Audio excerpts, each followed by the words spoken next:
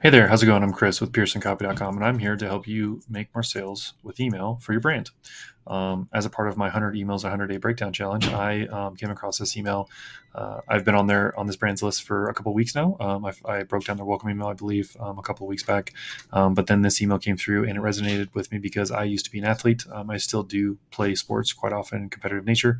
So when this subject line hit my inbox, I said I have to read this. Like it resonates directly to who I am as a person and who I've been in my past life. So um, this brand, QuietOn. So these are basically noise canceling, noise management headbuds or earbuds, sorry, so that people can sleep better at night. They can block out noise, filter noise, things like that. And they're targeting athletes when it comes to this email. And again, that's why I clicked on it, because I used to be an athlete and this just resonates. So I wanted to see what kind of email game they had with this and how they could sell to me as an athlete. So with that being said, let's go ahead and dive into this email. This is a essentially sharing an article. So it's like a content email. And with that being said, they're trying to get you to click through to the article to read it. So they're trying to build trust and a relationship with you. And they're trying to connect with the athlete. I think they do an okay job at this. I think the copy here, the paragraph here that summarizes the article could be better. I think that ultimately there are some things that they could do. Overall, I think this is a great approach, taking different segments of your group, of your audience and your list, and trying to connect with them with stories and just different pain points. I think they do a great job with that, but I think the copy could do with some work, and I'll share some of those insights here. So first, let's start with the subject line: how athletes on the road can finally sleep. That is a huge deal. That is a huge problem. As a prior athlete, this is on the bus, while flying, things like that. Sleeping is a chore. It's very hard to do when you're traveling. Even when you're not after traveling or in between travel and you're at the hotel or something, it's hard to sleep too. So, but this email focuses specifically on athletes when they're on the road and them not being able to sleep. So I think they hit the subject line here. They hit it right on the head. All caps, I don't think they need. They could do all lowercase and make it more conversational. Um, but I love the subject line. It pulled me in immediately when I read it. My eye spotted it in my inbox. Of the dozens of emails I have in my inbox, this is the one that stuck out to me really, really quickly. So, good job here. Again, their from name and from email is brand based. So QuietOn's a brand name, and then info at is their from email. I would say something like hello at, or something a little more personal than info at, makes it feel like it's coming from a real person, even if it's brand. The brand is facing the customer, and I've talked about that in other videos too. So I don't have to rehash that, but yeah, just it's pretty standard for brands to use their brand name and info at or hello at, things like that, just to make sure that feels more personal than coming from an automation or customer service ad or support ad. So with that being said, let's move down. First element here in the email is an image of basketball. Looks like this guy just dunked, and this person's throwing the ball in. He's actually stepping in bounds, always passing in, which that's illegal. So anyway, beside the point. The question I had here is, why basketball? What was the decision by using a basketball photo as opposed to baseball, hockey, soccer, all the other sports athletes that do travel on buses or planes, or in any other manner? Why basketball? And so that's something I would potentially ask for and see if we can discuss what that means. So, because you could do, this article does focus on I believe, a basketball player. So this is a basketball player's um, basically story of like how QuietOn helped this person sleep.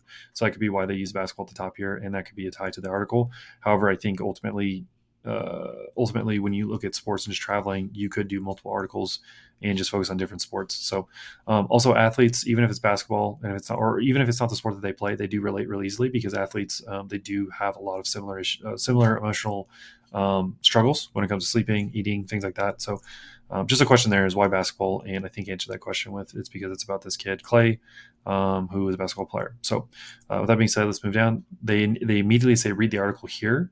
So they're assuming that how athletes on the road can finally sleep, and they say, read the article here. So they're pulling on that subject line to actually be the reason people click. I don't know if that's going to work very well. I could be wrong. Their click through on this first link could be great. But honestly, what I would do is I would start with the summary, and the summary here, we could actually pull in Clay, the person who this article is about, and pull in their story into the email, and basically just lay out all the pain points, and essentially just like, hey, this is how Clay gets better sleep on the road as a basketball player, and then list out all the pain points of like what was keeping him from sleeping prior. So like riding a bus, it's the noise, it's the person, it's the smell of food, it's music, maybe somebody's talking on the phone, maybe the road's rough, maybe the bus driver doesn't know what they're doing. Like there's so many different ways you can say, like, poke that pain point of saying, hey, this is why you're not sleeping. Primarily QuietOn is I'd imagine is for noise. So maybe touch on all the noise issues. And then from there, say, hey, if you want to figure out how Clay gets better sleep on the bus or on the plane or when he's traveling, click here to read the article to find out more. That's going to build up more of a teaser and more of a reason to click through and a curiosity hook than just saying, hey, here's a summary of what happens. Click here to read if you want to read the rest of it. Reading more after you've gotten a summary. If you've already given them the point of just like what is in the article, if you just give it to them here, just straight out on the nose, they're most likely not going to click the article because they're so busy and just on the move of like, I've got other stuff to do. This was interesting. Now I know what it is. I've satiated my curiosity because you've already answered it in the summary, and they're going to move on to the next thing. They're not going to read the article and spend time on your site and build trust with you. So that's the game you have to play when it comes to copy and getting people to click on articles is channel their desire, poke the bear, poke their pain points, channel their desire to go learn how to get rid of those pain points or at least find solutions for them, and then get them the click through to be the reward to getting to those solutions. So that's the main thing. And I kind of just riffed on the copy here. This is just a riff on the copy of what I would change or tweak or test. And that's what this summary is about here, is that's what I would do. So with that being said, we can keep moving. This is a picture, looks like it's from Clay. There's a product there in his ears. And then read the article again for the CTA. So I do one thing I do like the fact that they're using a picture of the athlete like this. This definitely is more personal than a picture like this where it's just general. But this is more specific to the person or the customer or person that's actually using the product. So something else here is you could put a quote from Clay here of saying how much he likes the product and then read the article. So like there's different elements you can add to this email to make it more clickable in the sense of like clicking through to read more about Clay and his experience. When you're sharing this is my experience behind the scenes or how I use the product type emails. You want to poke the pain and you want to tease the solution on the other side of the click so that people, their curiosity will pull them through that click and that action, and they'll actually go read the article or at least spend more time with your brand as opposed to getting the answer here in the summary and leaving, which is about half, maybe a quarter of the time they could have spent if they went and read the article. In general, the more time somebody spends with you, the more they trust you. And trust isn't necessarily a good or bad thing. It's just they trust what your actions and what you're going to do. They trust your patterns, right? So if you're a bad person, I trust that you're a bad person. If you're a good person, I trust that you're a good person. And those patterns are what I trust. And that's what you're trying to create here with these articles is you're trying to build trust with people, which means them spending more time with you. They'll trust that when they click through something, it's actually valuable. And we want to tease and get them into that click. And we have to do that with better copy. So those are just some general principles and ideas and just the psychology behind it. Finally, we have the footer section. So we have your socials, the footer information, and it looks like they're using a free MailChimp plan. I would highly recommend them paying for a plan or getting to a point where they can get rid of this label. It's going to make their brand look more legit than if they're using a free plan. I do understand that if you're starting up, that you got to do what you got to do, but I would get this out of the emails as soon as possible. Just because when people see if they don't know what MailChimp is, it's going to take away from their focus on your products. And if they do know what it is, then they know, hey, maybe this brand isn't great because they can't even pay for email. So that's not a criticism. That's just the reality of how people think when they're reading emails. Let's see. Yeah, with that being said, I think this is a great email. I think, again, the two things I would take away from this is the subject line is fantastic. It targets a certain group of people, certain pain point and desire they want. So it's a big promise here.